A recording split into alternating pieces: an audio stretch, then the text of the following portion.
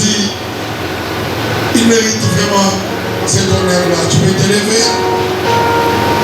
Là, nous allons appeler l'évangéliste Roland. Il sort. Quand il s'approche, on acclame le Seigneur 4 fois.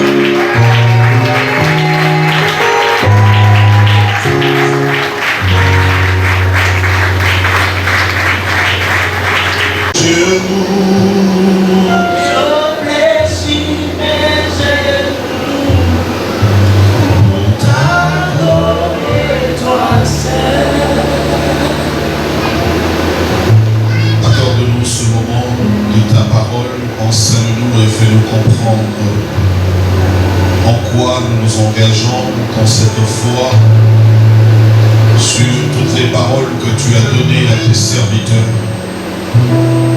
Nous voulons aujourd'hui te célébrer par ta parole et faire comprendre à tes enfants le bien fondé de la destinée que tu as déposée dans le cœur de chacun et on croit à ta fidélité, Seigneur. Nos cœurs meurtris ce matin, alarmons ce matin et pleurons, Seigneur, au-devant de toi. Considérons également toutes ces années où on n'a rien vu, toutes ces années où les promesses sont restées dans le vide. Et nous croyons ce matin à l'accomplissement de ces paroles par la foi que tu déposes en nous, Jésus. Anime le cœur de chacun et que l'Esprit pénètre et parle au cœur de chacun de nous ce matin. Pour un absurde et un aussi grand coupable, Seigneur Dieu peut-il pardonner et manifester sa grâce. Tu l'as fait en montant à la croix pour nous, Jésus. Ainsi, enseigne-nous ce matin à comprendre tes préceptes et la voie que tu veux pour nous. Au nom de Jésus. Amen. Nous allons prendre la parole du Seigneur. On va prendre 3 lectures. Vous serez étonné ce matin que je puisse utiliser ce passage. Parce qu'elle nous concerne ce matin. Le chapitre 2e.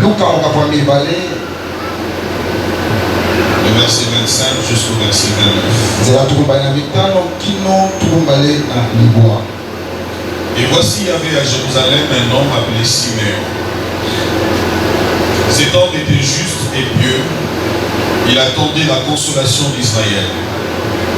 Et j'aime cette parole. Et le Saint-Esprit était sur lui.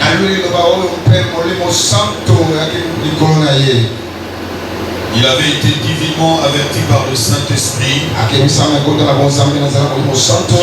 mourrait point. Dis à ton voisin qu'il ne mourrait point avant d'avoir vu le Christ du Seigneur. Quand vous rentrez au verset 25, le Christ du Seigneur veut simplement dire au verset 25 la consolation d'Israël. Et nous sommes ce matin dans l'église la consolation d'Israël.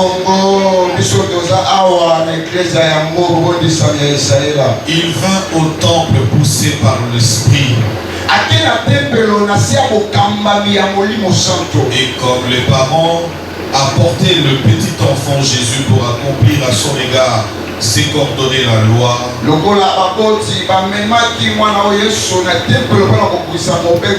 il le reçut dans ses bras. Bénis Dieu et dit: maintenant, Seigneur, laisse ton serviteur s'en aller en paix, selon ta parole. Et le verset 30, car mes yeux ont vu ton salut. Dis à ton voisin: mes yeux ont vu le salut. Salut que tu as préparé devant tout le peuple. Lumière pour éclairer les nations et gloire d'Israël ton peuple. Hébreux chapitre 11. On va lire rapidement. Hébreux chapitre 11. J'aimerais que ce passage reste dans ton cœur. À partir du verset 32e. Encore,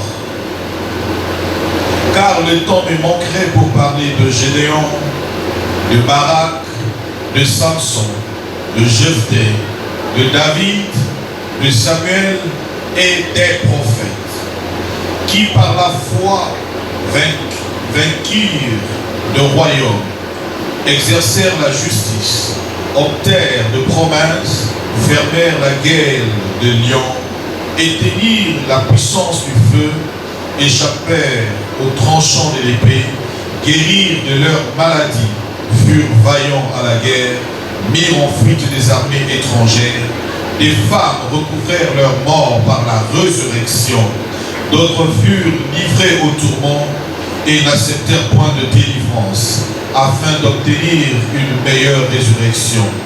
D'autres encore subirent des moqueries et le fouet, les chaînes et la prison. Ils furent lapidés, sciés, torturés. Ils moururent tués par l'épée. Ils allèrent çà et là, vêtus des peaux, des brebis et de peaux de chèvre, dénués de tout, persécutés, maltraités, et dont le monde n'était pas digne, errant dans les déserts et les montagnes, dans les cavernes et les antres de la terre.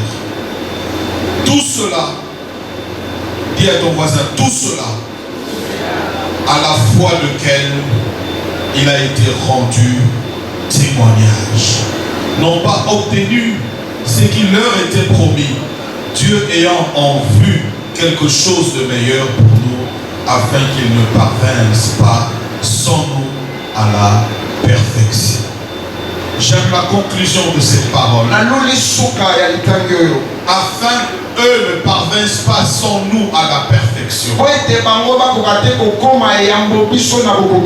allons l'expliquer tout à l'heure. Parce que certaines personnes disent qu'il y a des gens qui ont reçu des promesses, mais ces promesses ne sont jamais accomplies. Et ils sont morts sans voir la réalisation de ce promesse. Mais Dieu a conclu, il a dit, nous tous qui ne sont pas encore morts, et qui sont morts, qui n'ont pas vu ces choses, nous sommes destinés à atteindre la perfection. Ils ne pourront pas atteindre la perfection sans nous. Donc ça veut dire que tout cela s'accomplira et lorsque nous serons avec lui. Et un dernier passage, Jérémie chapitre 1er, le verset 12e. Et j'aimerais qu'on lise ça ensemble. Et qu'on diminue un peu le volume aussi, c'est très fort. À toi, nous allons lire ensemble. 1, 2, 3. Car tu as bien vu, je veille sur ma parole pour l'exécuter. Nous pouvons nous asseoir.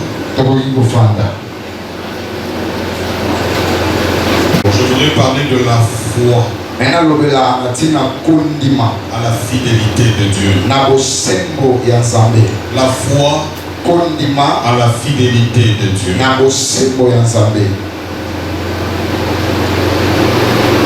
Ce matin, je définis la foi en un mot. C'est la confiance en la parole du Seigneur.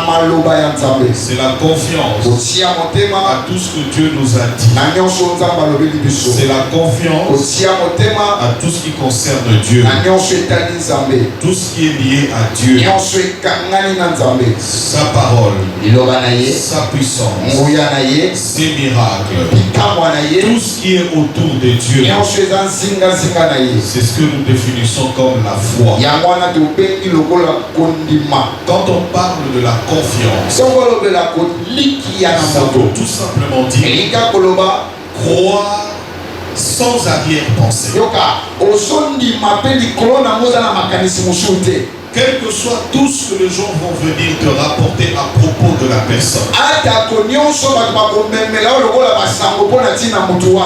Quelles que soient les faiblesses de la personne. Mais parce que j'ai la foi en la personne, je m'en fous de tout ce que ce gens peuvent raconter. Je ne crois qu'en la parole de la personne en qui je crois. Lorsque le Seigneur guérit cet aveugle de naissance, les gens lui approchent pour lui dire, mais qui t'a guéri? Tu vas me dire, ah, c'est un pécheur. Jésus là, c'est un aventurier. Mais moi j'aime la réponse de cet aveugle qui a recouvert la vie. Il a dit qu'il soit pécheur ou pas. Tout ce que moi je sais dans ma vie, c'est qu'il y a longtemps je n'ai jamais vu le monde. C'est que j'étais aveugle. Mais maintenant, à cause, grâce à ce temps, maintenant je vois. C'est tout ce que vous pouvez raconter autour de Jésus. Ça m'importe peu. Oh, il n'est pas Dieu. Ça m'importe peu. Oh, il était mort sans ressusciter. Ça m'importe peu. Mais tout ce que je sais aujourd'hui, et que le Seigneur a dit, le Père agit et moi aussi j'agis. Qu'il soit ce que vous voulez dire de lui. Mais tout ce que je sais, c'est que hier j'étais hier j'étais mort, mais aujourd'hui je suis ressuscité. Aujourd'hui je suis guéri. C'est la confiance, c'est la foi que nous devons avoir en Dieu. Raison pour laquelle je t'amène ce matin à comprendre une chose, que tu dois placer ta foi à la fidélité de Dieu. La fidélité, c'est la qualité de celui qui respecte sa parole. Quand il donne une promesse et il vient au temps fixé, il vient réaliser, accomplir ce qu'il a dit. En d'autres termes, Dieu est fidèle. Ça veut dire que lorsque Dieu te donne une parole, et quel que soit les temps qui peuvent passer, sachez-le, Dieu accomplira certainement sa parole. Dieu n'ira pas en dehors de sa parole. Il y a une chose qui est impossible à Dieu, c'est de mentir et c'est de ne pas respecter sa parole. Lorsque Dieu vous donne sa parole, quel que soit les temps qui va passer, sachez qu'il accomplira sa parole.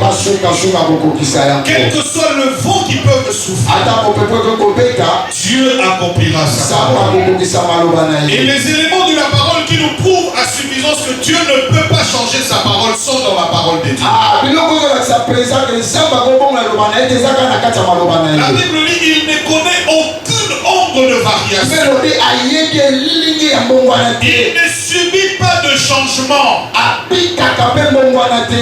Dans ton pays, dans ta famille, sachez que Dieu, lorsque le temps sera accompli, il viendra pour réaliser ce qu'il t'a donné comme parole et promesse. C'est ce qui nous ramène dans le texte de ce matin. Il y a un jour, un homme avait reçu la promesse de Dieu. Il était encore jeune quand il avait reçu la promesse de Dieu. Lorsque vous lisez les commentateurs de la Bible, on dit que Siméon était parmi les rares juifs qui étaient pieux et qui s'adonnaient tous les jours à la vie de la la prière.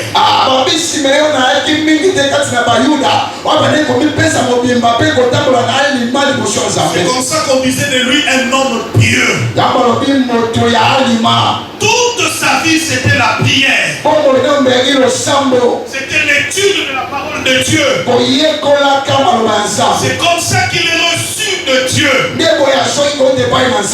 Promesse qu'il ne mourra pas sans avoir vu la délivrance que Dieu avait promis pour le peuple. À partir de cette parole, nous comprenons ce qui était l'objet de prière de Simeon des années et des années. Simeon priait pour la délivrance d'Israël. Il est né, il a vu Israël dans la souffrance, dans l'esclavage. Il s'est adonné un exercice, comme c'était aussi avec Daniel, de prier pour que le Seigneur intervienne, pour qu'il se souvienne de sa parole, afin de délivrer son peuple.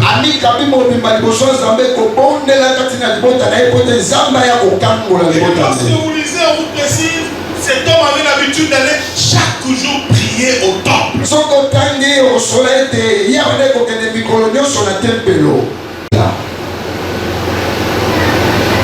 Lorsque vous étudiez la vie de Simeon, ce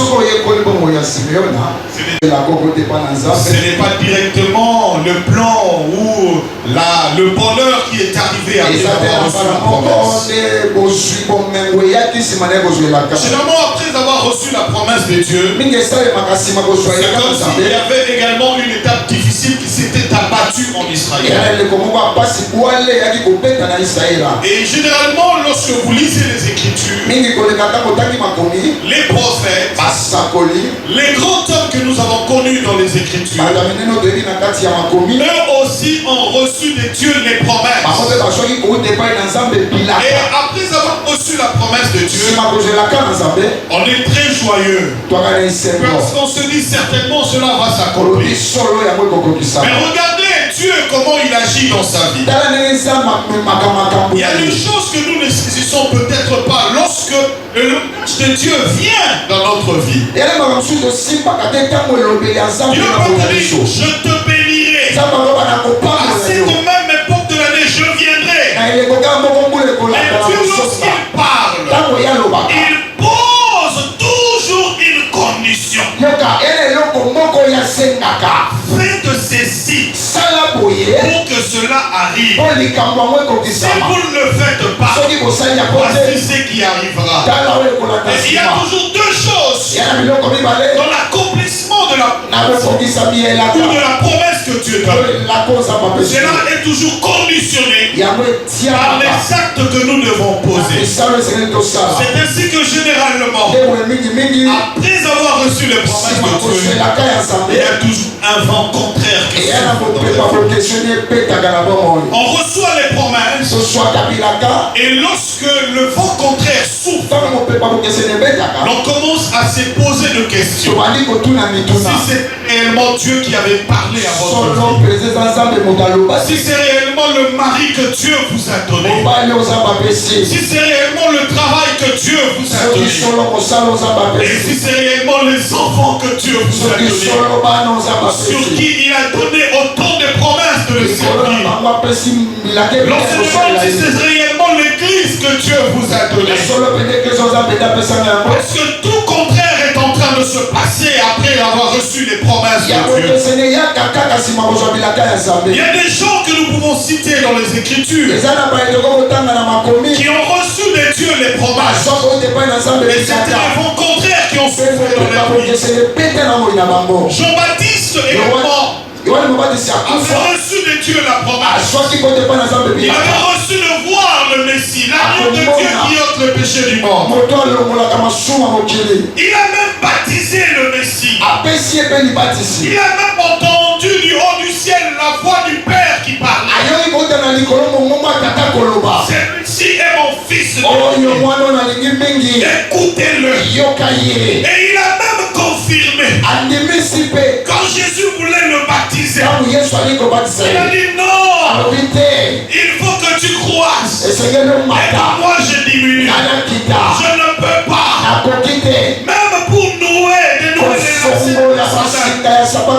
Jésus lui dit, laisse accomplir a connu une crise. Elle s'est détachée de la fidélité de Dieu. Parce que c'était un vent contraire qui avait soufflé. Et il avait des doutes à propos du Messie. Il a envoyé ses disciples d'aller poser la question à Jésus-Christ qui il était réellement. Alors que c'est lui qui avait baptisé Jésus. Alors que c'est lui qui a vu le ciel s'ouvrir. C'est lui qui a vu l'esprit descendre sous forme d'une colonne sur l'épaule de Jésus. Mais il envoie les disciples aller lui poser la question qui il est réellement.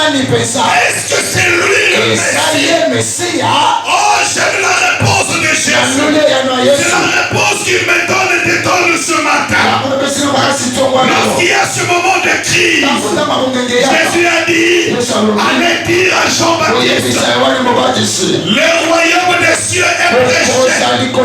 Les aveugles voient, les paralytiques marchent, les sourds entendent, les muets parlent, et les maladies sont guéries. Oh, ce matin je veux te dire, quel que soit le temps que tu passes, sachant une chose, elle manifeste dans ta vie. Et je te dis ce matin, s'il y a des aveugles, les yeux des aveugles s'ouvriront, parce que sa fidélité est devenue. Et ce matin, Dieu est capable de redresser les pieds des paralytiques. Parce que Pierre le regardant, il a vu qu'il avait besoin d'être guéri. Il lui a dit, fixe-moi le regard.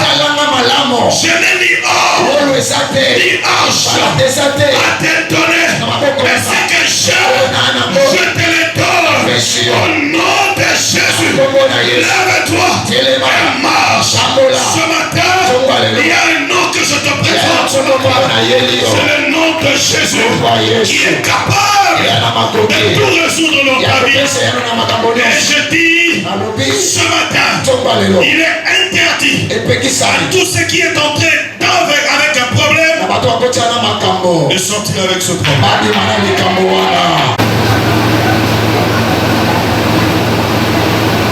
Alléluia. Allez au temple.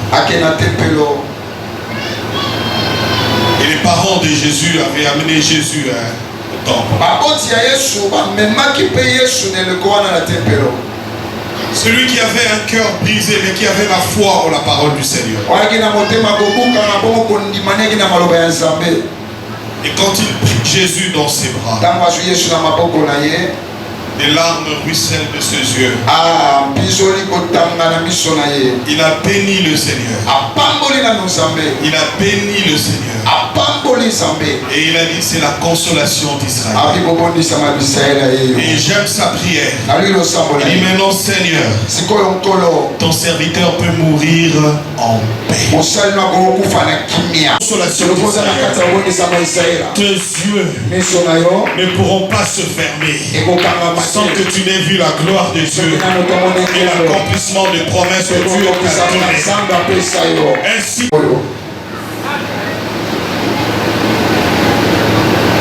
oui, non, on va mater ici, ouais.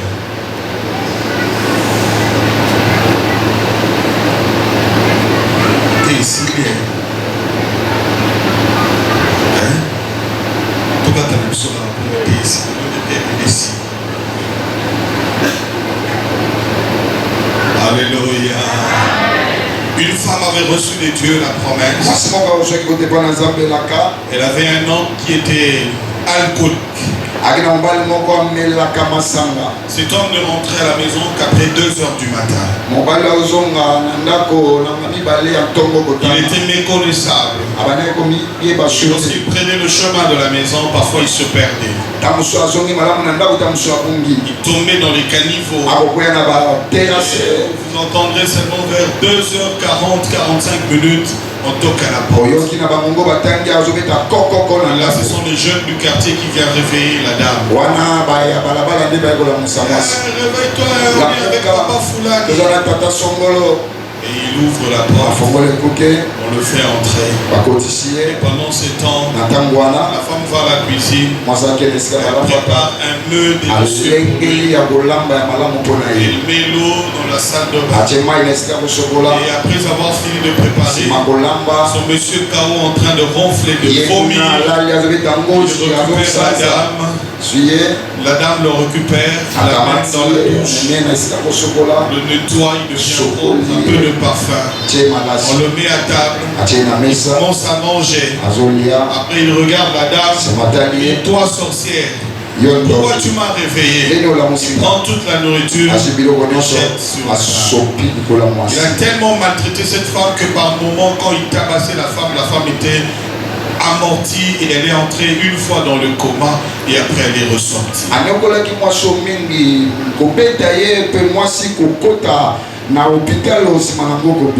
Mais Dieu lui avait seulement donné une promesse. Ton mari ne mourra pas sans avoir rencontré Jésus et devenir un grand témoignage. Alors tellement qu'on lui disait de ne plus continuer à boire, il continuait à boire. La femme était à l'hôpital, lui il était en train de boire. La femme est sortie du coma mais elle est restée chez ses parents. Et cette nuit-là, il revenait de boire. Il s'était alexé et il a fait une crise. Il est tombé, il était mort. Les gens l'ont récupéré et l'ont amené à l'hôpital. Il a fait une semaine dans le coma. En fin de compte, il n'y avait plus de diagnostic. Le médecin attendait seulement parce qu'il était mis dans les bonbonnes. Il ne respirait que par les bonbonnes, il n'avait plus la force de respirer. Les poumons étaient déjà déchiquetés, il n'y avait plus rien. Les parois, ça n'existait plus. Et le médecin regardait et disait, mais si cet homme vit aujourd'hui, c'est un miracle. Nous n'attendons que un membre de sa famille vienne se présenter. Et pendant ce temps, pendant l'intercession, des amis qui étaient venus prier avec la dame pour que le Seigneur puisse la restaurer, elle était convalescente. Pendant qu'il priait, il y a un parmi ceux qui étaient là. C'était un jeune homme de 10 ans. Il a reçu un message de Dieu. Il a dit, maman, Dieu t'avait dit que ton mari ne mourra pas sans avoir connu le Seigneur. Et il deviendra un grand témoignage pour Dieu. Et le Seigneur complète en disant, voici le temps est accompli pour que je me manifeste dans sa vie. Et elle a commencé à pleurer. Au moment où nous parlons, je ne sais même pas où il se trouve. Et après la prière, elle voit seulement 2 membres de la famille de son mari. Les larmes ruisselaient de leurs yeux parce que pour eux, il était déjà mort. Ils étaient pleurant devant elle. Il dit, Marceline, ton mari est décédé. On ne sait plus quoi faire. Mais le médecin attend seulement que tu viennes signer le certificat de décès. Parce que c'est toi la femme. Marceline, convalescente, elle était prise par cette nouvelle, ébahie. Elle n'avait plus de force. Mais le frère qui était là à côté, lui a dit, nous devons l'accompagner. Ils l'ont accompagné à l'hôpital. Et le médecin était déjà en train de débrancher parce que le bonbon ne tenait même plus aussi. Il était parti. Il ne pouvait même plus l'aider à respirer. On l'a débranché. Et comme d'habitude, le médecin dit, on vous donne 5 minutes pour rester avec votre mari. Et après, nous allons entrer pour entrer. Elle a fermé la porte. Elle s'est approchée de la dépouille. Elle regarde son mari. Elle a commencé à prier. Elle a commencé à prier. Elle a commencé à pleurer. Telle enseigne qu'elle commençait à sortir des paroles. Lorsqu'elle disait, tu n'es pas mort. Bon, je prends le nom de Bingo. Oui, tu te connais prénom, non, vous avez un prénom théorie et Bingo Gaga. La canissa, on le photo baptisé au prénom.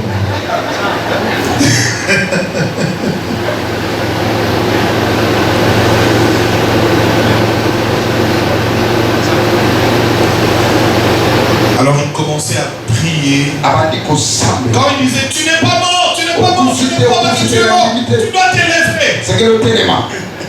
Le médecin a ouvert la porte et dit, elle est traumatisée. C'est la folie qui commence. Mesdames, messieurs, lorsque le monde ne vous traite pas de fou, ça veut dire que la foi n'a pas encore commencé à agir dans votre vie. Ça veut dire que vous n'avez pas encore commencé à croire à Dieu. Parce que la foi est une folie pour ces morts. Parce qu'au premier jour, nous avons dit que Dieu nous a transportés dans le royaume de la foi. Dans le royaume de la foi, les principes du monde sont ignorés.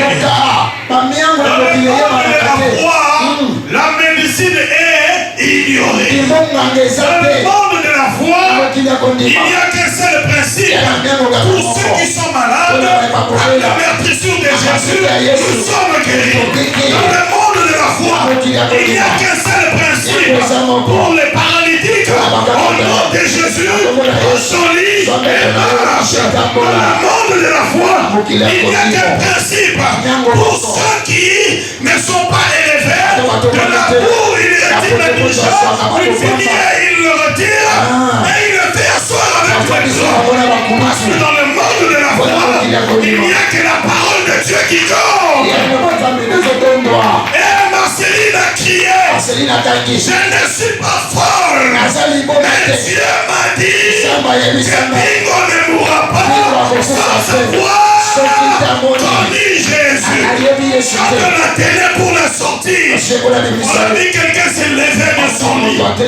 Il a crié Marceline, ton Jésus est réellement Jésus. Cet homme a été ressuscité et il a témoigné. Il a dit que Jésus est vivant. Oh, je me dire une chose. Même si tu meurs aujourd'hui, parce que la promesse n'est pas encore réalisée, nous allons te ressusciter au nom de Jésus. Oui. Alléluia. Amen.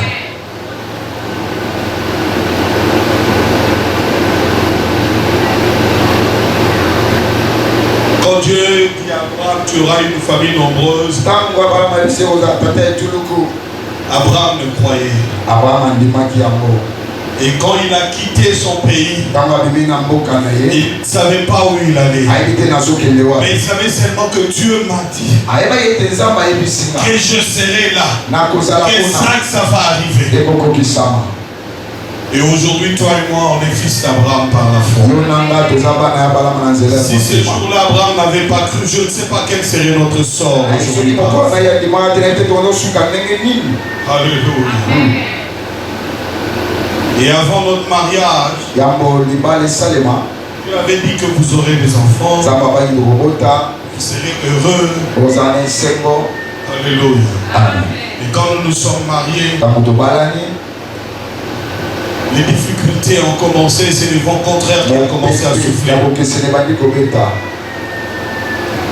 On va chez tel médecin, vous dites vous n'avez pas la capacité de féconder votre femme. Que le médecin dit madame, il n'y a pas moyen, regarde, il faut qu'on enlève tout ça.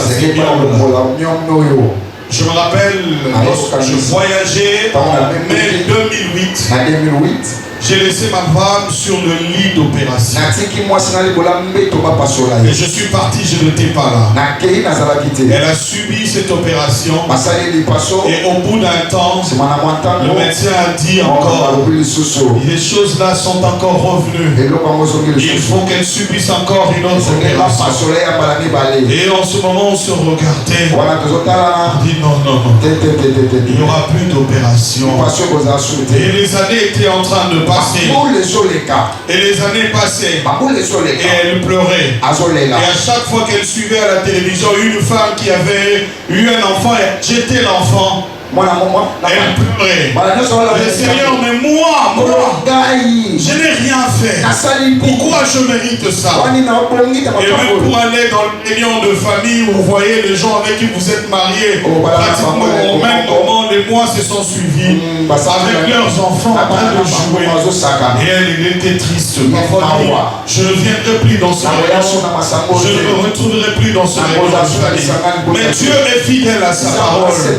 Quand il dit, il accomplit sa parole. Il a dit, Jérémie, regarde. Je veille sur ma parole pour l'exécuter. Je ne sais pas quelle promesse vous avez reçue de Dieu.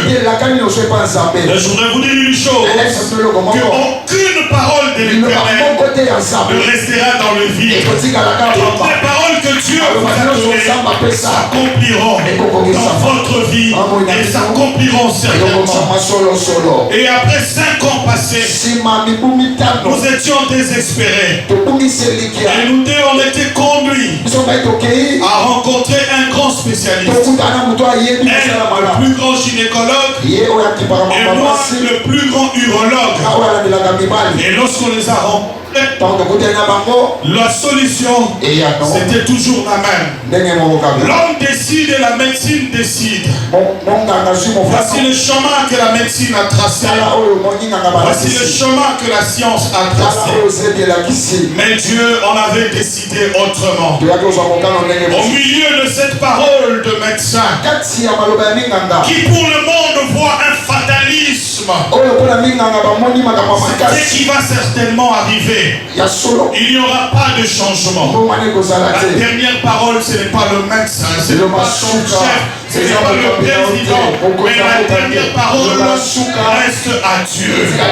Tant qu'il n'a pas dit un mot sur ton problème, ça veut dire que rien ne peut se faire sans que lui ne décide. Tant que Dieu n'a pas encore décidé, l'homme peut décider, il n'y aura rien. Et ce jour-là, je me rappelle, il était 2 heures du matin, le 20 novembre 2012. Le 20 novembre 2012. J'ai entendu dans la salle un bébé qui pleurait. C'est le jour où le Seigneur a fait de moi père. C'est le jour où il a accompli sa parole. C'est le jour où il a fait de ma femme mère.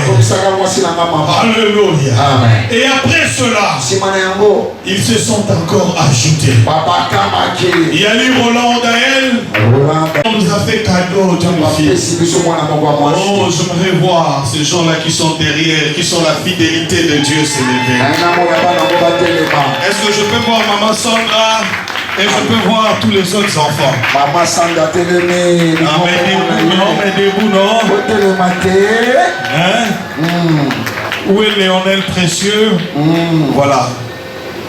Et ce matin, je vais vous dire une chose. Dieu est fidèle. Dieu accomplit sa parole. J'aimerais crier très fort ce matin. Que Dieu est fidèle. Et il y a quelqu'un qui peut crier avec moi ce matin très fort. Dieu est fidèle. Je le crois. Lèvons-nous. Dieu fidèle. Je le conduis. Dieu est fidèle, oui, je peux compter sur lui. Garde-moi, ô Seigneur, fidèle à toi. Garde-moi, ô Seigneur, fidèle à toi. J'ai un prix à remporter, de victoire à gagner. Ô Seigneur, fidèle à toi.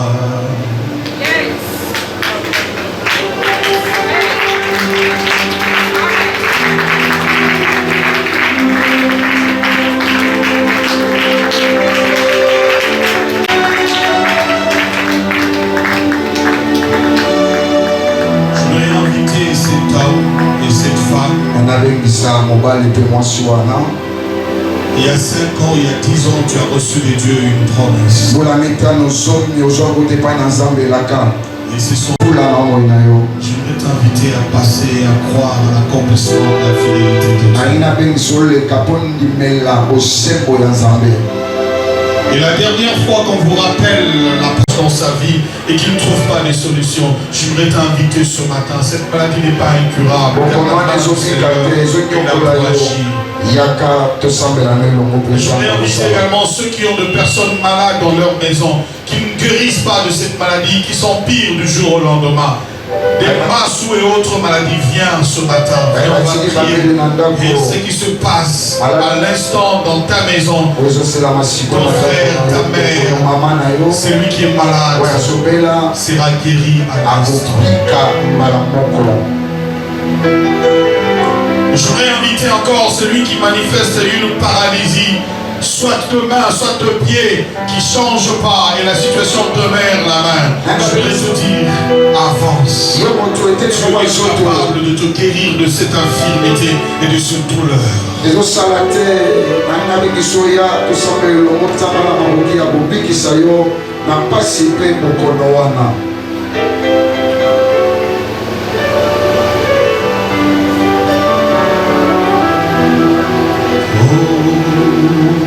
De sang, oui, tout s'arrête. Il y a un transfert entre ciel et terre. De sang, l'atmosphère change. Il y a un transfert.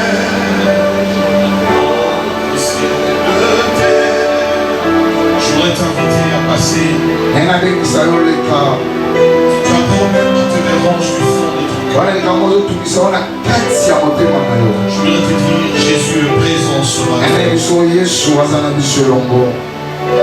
Il est descendu parmi nous. Et l'atmosphère doit changer.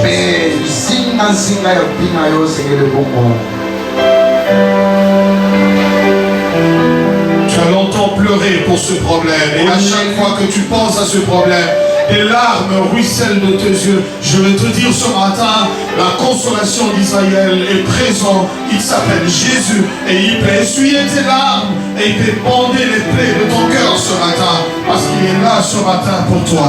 Alléluia.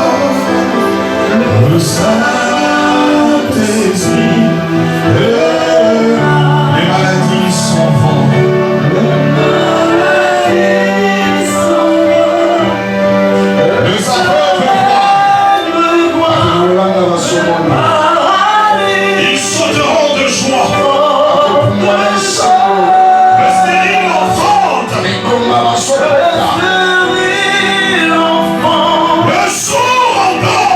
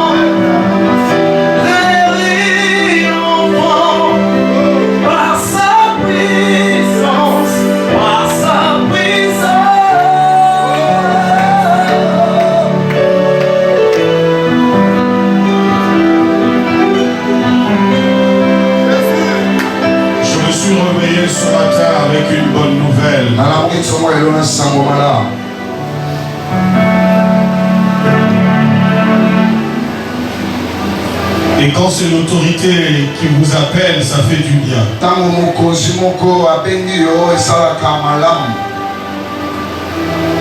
Tu sais, une fois, ma femme a prophétisé sur moi, elle a dit, je t'ai vu sur une table en train de signer. Et le prophète aussi m'a dit ça. On disait directeur. Et j'ai dit oui, bientôt, ce n'est qu'un processus de Dieu. Alors que je pensais que c'était dans un cabinet ministériel, que je suis encore directeur du cabinet adjoint du ministre, alors que Dieu voyait très loin. C'était une carrière dans l'administration. Ce matin, madame la secrétaire générale m'appelle. Et dit bonjour monsieur le chef de division. Et le ministre a signé l'arrêté hier. Tu es chef de division.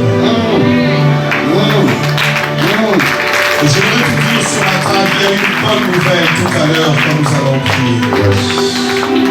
Dieu commence quelque part et il monte avec nous, il nous fait monter, il nous assoit.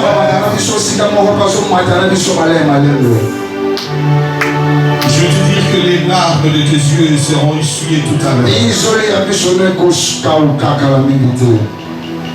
Je me rappelle l'année passée en cette église, il y a même des gens que Dieu a promis élever. Dieu a promis booster leur vie. Je veux vous dire que ce n'est pas fini. Dieu est en processus de réaliser ces choses. Dieu ne négocie pas des prophéties ni des paroles des connaissances. Avec Dieu, on n'a pas besoin de faire des manqués, on a eu tout. Avec Dieu, on a besoin de s'effacer, de le laisser agir. Je voudrais que vos mains soient levées vers lui. Je veux que tu dises quelque chose à Dieu ce matin. Je suis approché de ta présence. Et je crois ce matin qu'il y a une solution pour moi. Et pendant ce temps, la puissance du Seigneur va agir. Pour ceux qui sont malades, pour ceux qui ont ce problème, pour ceux qui ont une certaine paralysie, ça disparaît au nom de Jésus. Je vais t'entendre prier maintenant. Lève ta voix. Maintenant,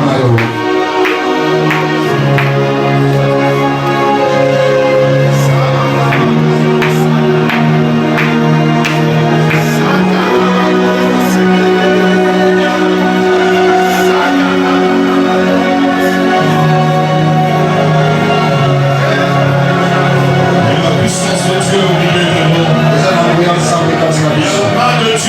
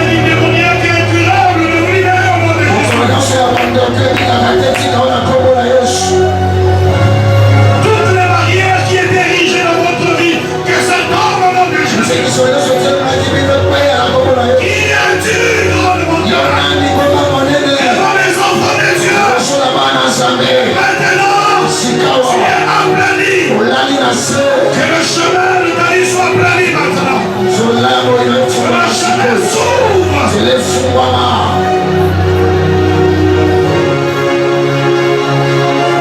Recevez des engagements au nom de Jésus. Signez des contrats au nom de Jésus.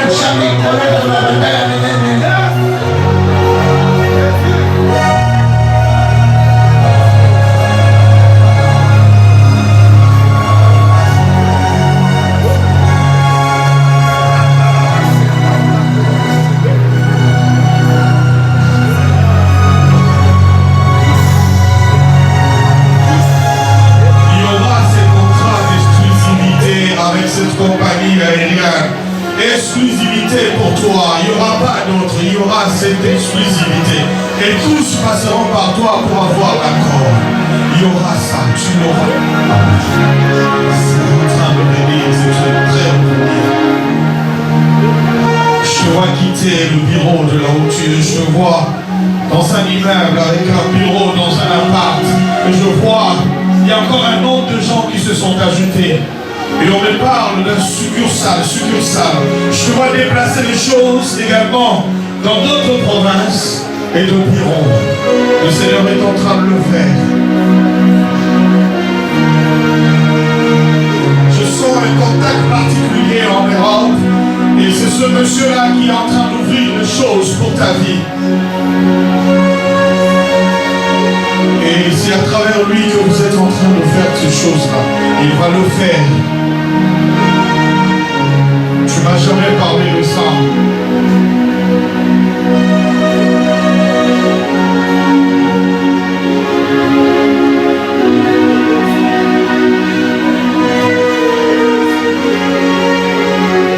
Laissez la gloire de Dieu ici agir. Laissez Dieu agir dans vos vies. Laissez Dieu agir.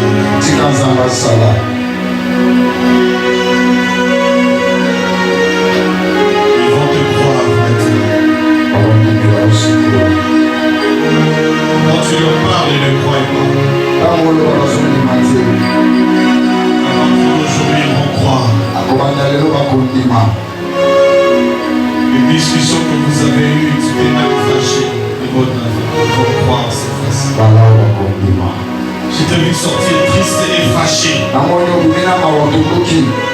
Mais quand tu rentres, ils vont croire, c'est facile. Que Dieu essuie les larmes de vos cœurs. Que Dieu vous aide.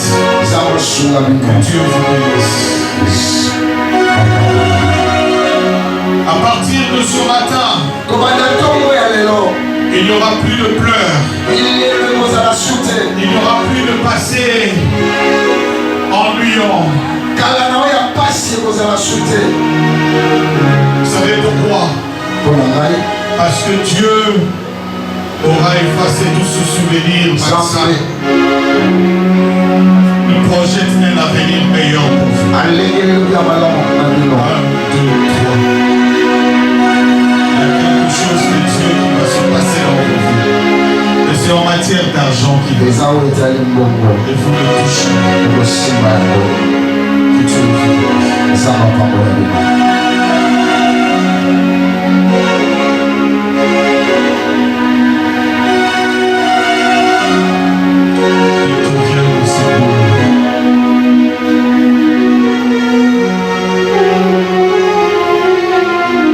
Que Dieu te bénisse. Que celui qui vient soit la délivrance de la famille. Comme l'a dit Siméon, qu'il en soit de même pour toi et ton fils. De Jésus-Christ. Papa, je te bénis. Sois différent. Et grandis en sagesse, en stature et sous la protection de Dieu. Que Dieu essuie ton cœur, qu'il nettoie ton cœur. Il faut oublier les blessures. Prends tes soucis et les pose entre les mains du Seigneur. Le choc que tu as reçu,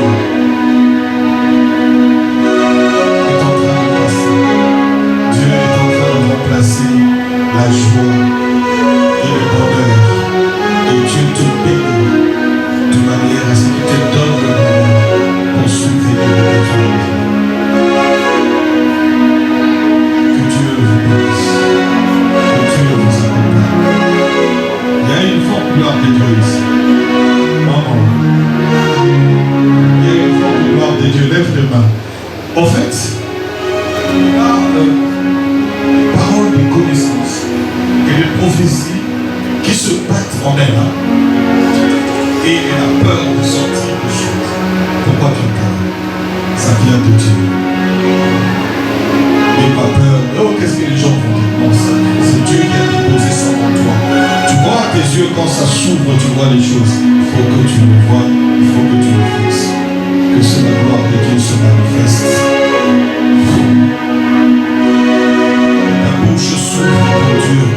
Que ton cœur s'ouvre également pour Dieu. Que cette gloire que tu as déposée en toi, ce charismata qu'il a déposé en toi, se manifeste dans le nom de Jésus. Reçois-le au nom de Jésus.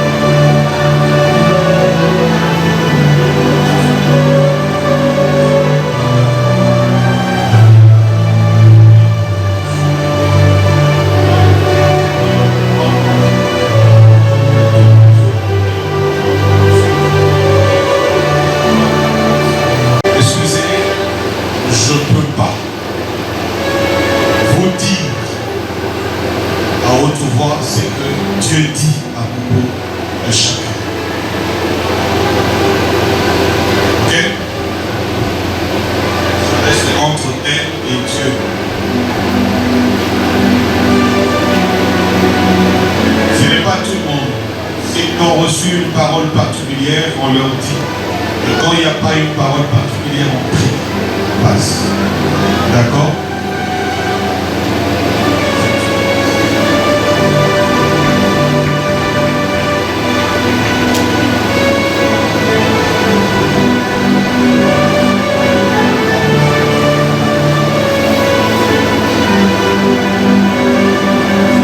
En miracle et de délivrance que Dieu va opérer à travers ce mal.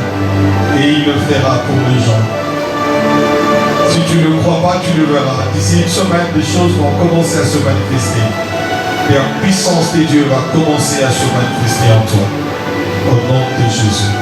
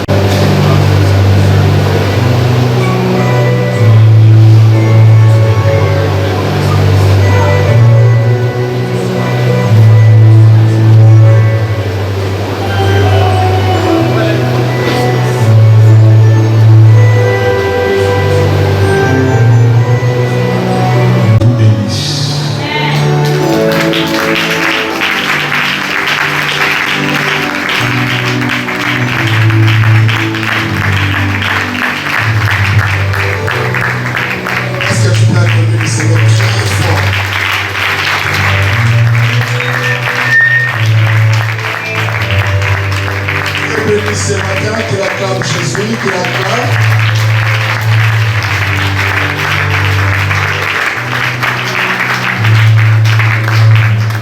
Que Dieu bénisse l'homme.